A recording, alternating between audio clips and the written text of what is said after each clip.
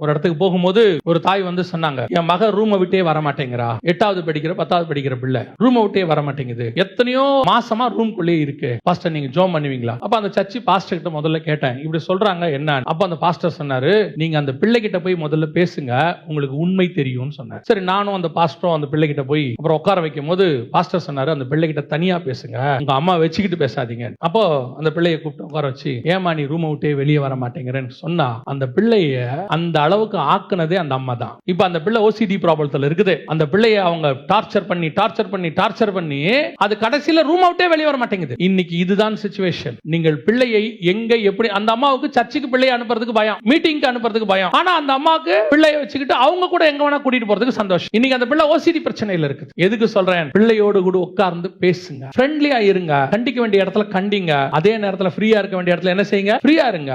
இல்லை என்றால் உங்கள் பிள்ளைகளை நீங்கள் இழந்து போவீர்கள்.